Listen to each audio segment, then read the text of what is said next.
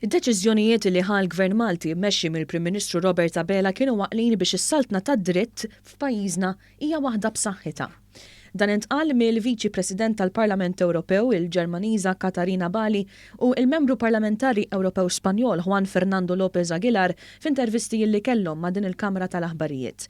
Katarina Bali faħret lill-Gvern Malti u fakret kif il-ġimgħa l-oħra il-Qorti Ewropea tal-Ġustizzja sabet kif is-sistema ġudizzjarja f'pajjiżna hija indipendenti. The efforts that the current Maltese government has made, especially when it comes to the judicial reforms. We were very pleased to hear just last week from the European Court of Justice that the judicial reforms of the Maltese government are completely in line with the rule of law and even strengthen the independence of the judiciary.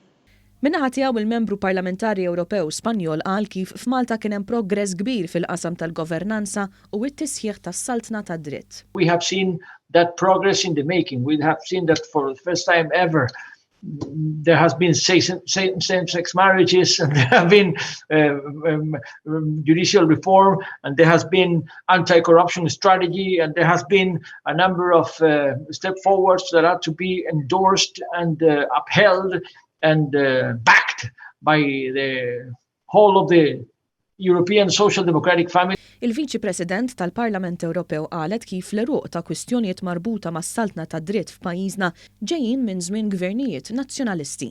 There are issues in Malta, but these have been there for a very long time.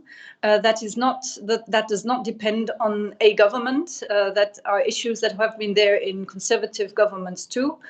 And they have to be tackled. Ma' One News Katarina Bali qalet illi hemm ħafna pajjiżi oħra bi kwistjonijiet serjissimi dwar is-saltna tad-dritt bħal Polonja, l-Slovenja, l-Ungerija u l-Bulgarija.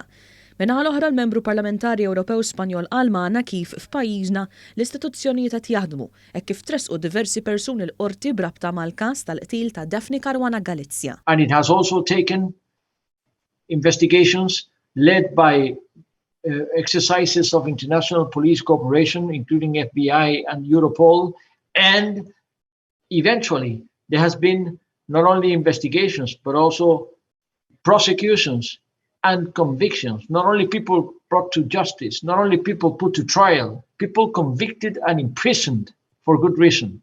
So I think this is not a case of systemic breach of rule of law. Intant fis-stqarrija l-Partit tas-Soċjalisti Ewropej irrikonoxxa r-riformi li saru fis-saltna tad-dritt taħt il-Gvern Malti immexxi mill-Prim Ministru Robert Abela.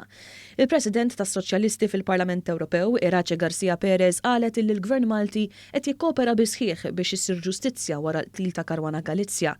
Saħqet li l-mod trasparenti illi bih Malta qed taħdem mal-Unjoni Ewropea u istituzzjonijiet oħra qed joħolqu livell ġdid ta' trasparenza għall-Istati membri l-oħra.